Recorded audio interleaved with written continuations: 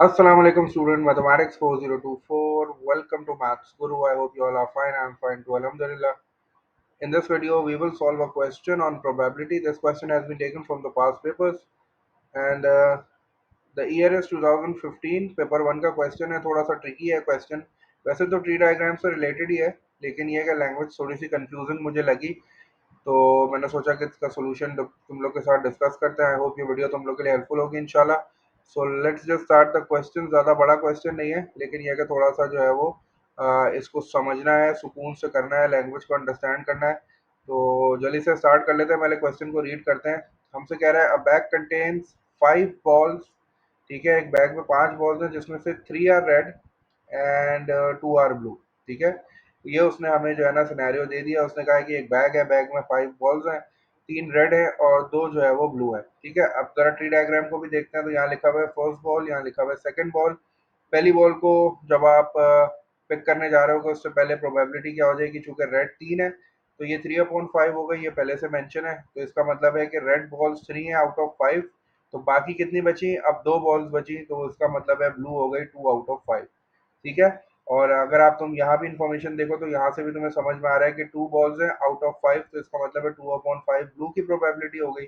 और 3 बॉल्स हैं out of 5, तो 3/5 जो है वो रेड की प्रोबेबिलिटी हो गई. तो ये सारी चीजें पहले से क्वेश्चन में गिवन थी, लेकिन फिर भी ये है कि थोड़ा सा क्वेश्चन को समझने में आसानी होती है. उसके बाद हमें सिनेरियो उसने ये दिया है कि one ball is taken at random from the bag and is not replaced. Is not replace का मतलब है कि ये विदाउट रिप्लेसमेंट है, इसमें डिनोमिनेटर कम होगा. ठीक है, न्यूमरेटर भी कम होगा, डिनोमिनेटर भी कम होगा. तो अब जब बॉल पिक हो गई है, ठीक है, तो चूंकि बॉल पिक हो गई है तो अब 5 बॉल्स तो नहीं रही क्योंकि उसने रिप्लेस तो नहीं किया, तो अब 5 नहीं रही, 4 हो गई. ठीक है, और 3 रेड बॉल्स थी तो उसने रेड पिक की है, तो इसका मतलब है ये 2/4 हो गई. और अगर उसने रेड पिक की है तो उसने ब्लू तो पिक नहीं की होगी ना, उसने रेड पिक की है तो ब्लू तो उतनी ही होंगी. तो ब्लू 2 थी तो अभी भी 2 ही है, तो इसीलिए ये 2/4 हो गया. 4 क्यों हुआ, क्योंकि ये विदाउट रिप्लेसमेंट है, रिप्लेस नहीं हो रहा. तो पहले जो थी वो टोटल 5 बॉल्स थी, तो यहाँ डिनोमिनेटर में तुम्हें 5 और 5 नजर आ रहा है. लेकिन जब एक बॉल निकाल ली उसने और उसने रिप्लेस नहीं किया, तो अब 5 में से आपने एक माइनस कर दिया, तो ये 4 और 4 हो गया. ठीक है, अच्छा अब ट्री डायग्राम इतना ही बना हुआ है. सही है, ट्री डायग्राम इतना ही बना हुआ है, मतलब उसने यहाँ वाला जो ट्री डायग्राम था, यहाँ अभी तो ब्रांच है ना एक ब्लू के बाद, तो यहाँ उसने ट्री डायग्राम नहीं बनाया और मुझे जगह भी नहीं दी है. ठीक है ना, तो उसने जगह भी नहीं दी है, तो इसका का मतलब यही है कि हो सकता है कि मुझे इसकी ज़रूरत ना पड़े या मुझे ये बनाना ना पड़े. तो आगे थोड़ा सा और देखते हैं क्या कह रहा है क्वेश्चन. क्वेश्चन कह रहा है कि if this ball is red. ठीक है, अगर ये बॉल रेड है तो another ball is taken at random. यहाँ उसने कंडीशन दे दी कि भाई ब्लू वाले को लिफ्ट ही नहीं करानी, सिर्फ रेड वाले को लिफ्ट करानी है. अगर बॉल रेड आ रही है तो फिर आगे बात करेंगे, अगर बॉल ब्लू आ रही है तो फिर कोई बात नहीं होगी. तो अब ये कह रहा है कि if this ball is red another ball is taken at random from the bag and is not replaced. ठीक है, तो इसका मतलब ये हो गया कि अब मैं ब्लू वाली लाइन को आगे कंप्लीट करूंगा ही नहीं. उसने मुझे जगह भी नहीं दी और मुझे कंप्लीट करनी भी नहीं है, क्योंकि उसने सिर्फ बोला है कि रेड वाली को कंप्लीट करनी है. ठीक है, तो अब मैं क्या करूंगा, रेड के आगे जो है ना मैंने इस तरह जैसे एरो इसके बने हुए थे मैंने बना दिए. ब्लू वाली पे बनाने की मुझे जरूरत ही नहीं है, मैंने यहाँ पे रेड लिख दिया और मैंने यहाँ पे ब्लू लिख दिया. ठीक है ना, मैंने सिर्फ इतना क्वेश्चन पढ़ा है अभी. If this ball is red another ball is taken at random from the bag and is not replaced. ठीक है, तो मैंने रेड के आगे जो है वो इस तरह 2 ब्रांचेस बना दिए. सही है, अच्छा अब क्या हुआ. अच्छा अब मैं काम ये करता हूँ कि मुझे जो है ना वो क्वेश्चन को देखना है, मुझे देखना है कि ब्रांचेस मैंने कौन कौन सी बनाई है. तो पहली ब्रांच तो मेरी रेड और रेड यहाँ बनी हुई थी, तो मैं इसको ना जो है इधर लिख भी लेता हूँ ताकि आगे कंफ्यूजन ना हो मुझे. तो ये वाली ब्रांच तो मेरे पास एक है ही है, रेड रेड. उसके बाद एक ब्रांच है मेरे पास रेड ब्लू. ठीक है ना, ये 2 ब्रांचेस ओरिजिनल क्वेश्चन में मेंशन थी. सही है ना, और यहाँ तो कोई ब्रांच ही नहीं है. तो एक ब्रांच मेरे पास रेड रेड पहले से बनी हुई है, मैंने इसको सर्कल कर दिया. और एक ब्रांच और है रेड और ब्लू. सही है, अब क्वेश्चन कह रहा है कि अगर रेड बॉल आती है तो फिर तुम एक और बॉल रैंडमली निकालोगे और उसको रिप्लेस नहीं करोगे. ठीक है, अच्छा अब फर्ज करो कि यहाँ 5 था, एक बॉल निकली 4 हो गया, तो अब एक और बॉल निकली है, तो इसका मतलब है यहाँ भी 3 होगा और यहाँ भी 3 होगा. ऐसा ही है ना, उसने बोला है ना कि इज नॉट रिप्लेस, तो यहाँ भी 3 हो गया, यहाँ भी 3 हो गया. अब अगर रेड बॉल निकली है तो रेड 2 थी, 2 में से एक कम हो गई तो कितना बच गया, 1/3।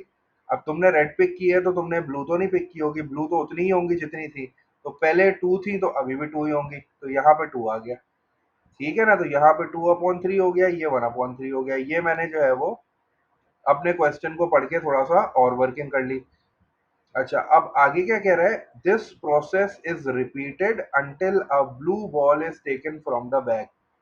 मतलब कहने का मतलब ये है कि अभी जो तुमने प्रोसेस किया है ना, मतलब रेड आती है तो एक और रेड निकाल, एक और बॉल पिक करते हो, तो यही प्रोसेस तुम्हें कंटिन्यू रखना है उस वक्त तक जब तक ब्लू बॉल ना आए। मतलब रेड की प्रोबेबिलिटी खत्म हो जाए, रेड बॉलें हो ही ना, तो जब रेड होगी नहीं तो सिर्फ ब्लू ही बॉल होगी बैग के अंदर। तो ये इसका मतलब है, ये जो कह रहे हैं ना, this process is repeated until a blue ball is taken from the bag, का मतलब है कि रेड बिल्कुल खत्म हो जाए, सिर्फ ब्लू बचे बैग में।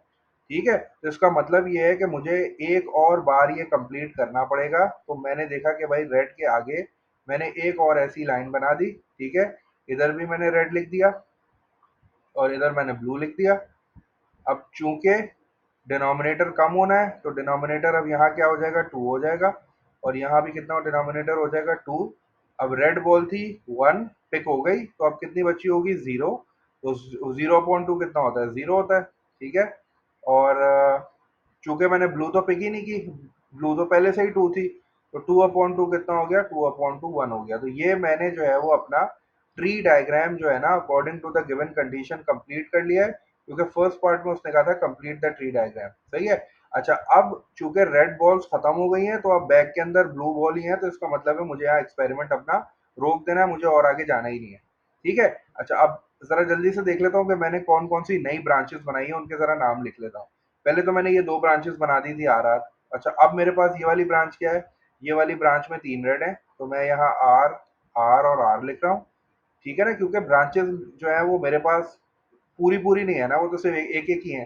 तो ये आर आर आर हो गई, और ये वाली ब्रांच कौन सी हो गई, इसमें जो है वो 4 आर आर है। ठीक है ना, तो ब्रांच का नाम लिख के ना काम आसान हो जाता है थोड़ा सा, क्योंकि आगे क्वेश्चन आएगा उसमें मुझे डेफिनेटली ब्रांचेस पिक करनी पड़ेगी। तो ये वाली ब्रांच यहाँ तक आर आर आर हो गई, यहाँ तक आर आर आर, और यहाँ तक 2 आर हो गए।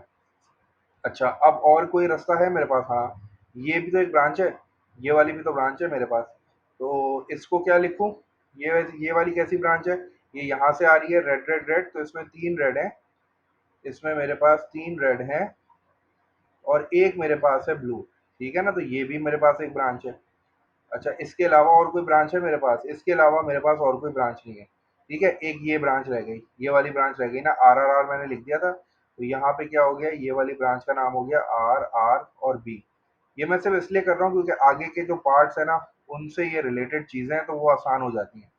ठीक है ना, तो ये ब्रांचेस मैंने टोटल बनाई हैं, एक तो ये ब्रांच है आर आर, एक ये ब्रांच है आर बी, एक ये ब्रांच है आर आर आर, और एक ये ब्रांच हो गई आर आर बी, और फिर ये जो 2 ब्रांचेस मैंने बनाई है, 4 बार आर और 3 बार आर और बी, इसके अलावा और कोई ब्रांच नहीं। सही है।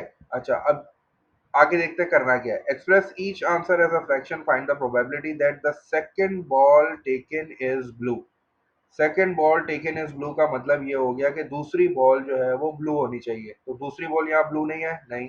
यहाँ पे ब्लू है दूसरी बॉल, बिल्कुल है। इसके अलावा भी देख लेता हूँ, यहाँ दूसरी बॉल ब्लू है, नहीं। यहाँ दूसरी बॉल ब्लू है, नहीं।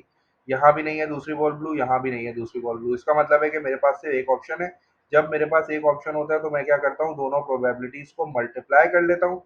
तो मेरे पास ये है रेड और ब्लू, तो रेड की प्रोबेबिलिटी हो गई 3/5, और ब्लू की प्रोबेबिलिटी हो गई 2/4। चूंकि ऑप्शन एक ही है, ब्रांच एक ही है मेरे पास, इसके अलावा और कोई रास्ता ही नहीं है, तो मैं दोनों प्रोबेबिलिटीज को मल्टीप्लाई कर लूंगा। ये हो जाएगा 3 2 6 एंड 5 4 20। और उसने बोला है कि भाई जो है वो अपने आंसर को सिंप्लीफाई करना है, तो 2 3 6 हो जाएगा और 2 10 20 हो जाएगा, तो ये मेरा फाइनल आंसर आ गया। ठीक है ना, तो ब्रांच के नाम लिखने से देखो कितनी आसानी हो जाती है। चलो भाई, अब जल्दी से लास्ट पार्ट भी देख लेते हैं। लास्ट पार्ट में मुझसे कह रहा है कि a blue ball is the second और द थर्ड बॉल टेकन। ठीक है, ब्लू बॉल या फिर दूसरी हो या फिर तीसरी हो। ठीक है ना, तो इसका मतलब है कि यहाँ ऑप्शंस बढ़ गए, ऑप्शंस यहाँ ज्यादा है, दूसरी वाली भी चलेगी तीसरी वाली भी चलेगी। तो अब जरा जल्दी से देखते हैं कि मेरे पास कितने ऑप्शंस है, मैं ये टिक हटा दूं पहले। अब जरा जल्दी से देख के बताओ कि मेरे पास कितने ऑप्शंस हैं। एक तो ये ऑप्शन आ रहा है और दोबारा आ रहा है, क्योंकि इसमें दूसरे बॉल जो है वो ब्लू है। इधर नहीं हो सकता, इधर नहीं हो सकता ना, या दूसरे नंबर पे ब्लू है, तीसरे नंबर पे भी ब्लू नहीं है, यहाँ हो सकता है क्योंकि ये वाला जो ऑप्शन है इसमें तीसरे नंबर पे ब्लू आ रहा है। और यहाँ भी नहीं हो सकता, यहाँ भी नहीं हो सकता। इसका मतलब है मेरे पास दो ब्रांचेस हैं। दो ब्रांचेस का मतलब है कि मुझे दो ब्रैकेट्स बनाने हैं, बीच में प्लस का साइन आना चाहिए। ठीक है। अच्छा, ब्रैकेट्स के अंदर जो है ना वो मल्टीप्लाई आएगा, तो पहले मैं देख लेता हूँ ये वाला ब्रांच, तो ये तो 3/10 आ ही रहा है ना, तो इसको मैं डायरेक्ट 3/10 लिख लेता हूँ, क्योंकि मैं इसका तो आंसर निकाल ही चुका हूँ। इसका आंसर सेम वही आएगा, रेड और ब्लू का यही आएगा, 3/5 मल्टीप्लाई बाय 2/4। तो ये मैं निकाल चुका हूँ, ये 3/10 आ गया। ठीक है, अब आ जाओ जरा ये वाला फिल करते हैं। अब ये जो RRB है इसमें ये है 3/5, 2/4 और 2/3। अब मैं इन तीनों को जल्दी से मल्टीप्लाई कर लेता हूँ, तो ये आ गया मेरे पास 3/5। अच्छा, उसके बाद दूसरा 2/4, and then the last one is 2/3। सही है ना। अब बस इसको भी जल्दी से जो है वो सिंप्लीफाई कर लेते हैं। 2/3 हो गया, ये थ्री से ये वाला थ्री कैंसिल हो गया। ठीक है, और ये कितना हो गया, 2 1 2 और ये 2 2 4 हो गया। ठीक है ना। तो यहाँ भी 5 और 2 10 हो गया, यहाँ भी 10 है, तो मेरा काम आसान हो जाएगा। तो ये हो जाएगा 3/10 प्लस, और यहाँ देख लेता हूँ जल्दी से, यहाँ 2 बचा है और यहाँ 1 है, तो ये हो जाएगा 2/, ये 5 और 2 हो जाएगा 10। ठीक है, 10 एलसीएम आ गया, और ये हो जाएगा 5/10। 5/10 को रिड्यूस कर दो, तो ये जो मेरा फाइनल आंसर आ जाएगा, दिस विल बी 1/2। ठीक है, 2 मार्क्स का था ये। ट्रिकी थोड़ा सा इसी वजह से था क्योंकि इसमें जो है ना पूरी ब्रांचेस है ही नहीं, सिर्फ एक ही ऑप्शन को मैं आगे लेके जा रहा हूँ। अब इसका मतलब देखो, this process is repeated until a blue ball is taken from the back, का मतलब ये है कि रेड बॉल खत्म हो जाए, बिल्कुल बिल्कुल खत्म हो जाए, रेड बॉल की प्रोबेबिलिटी जीरो हो जाए, उस वक्त तक मुझे जाना है। ठीक है भाई। तो आई होप ये क्वेश्चन तुम लोग को इंटरेस्टिंग लगा होगा। मैं इंशाल्लाह कोशिश पूरी है, जितनी तरह के क्वेश्चंस डिफरेंट डिफरेंट मिल रहे हैं तुम लोगों के साथ शेयर करता हूँ। बाकी wish you guys all the best, until then take care, अल्लाह हाफिज़।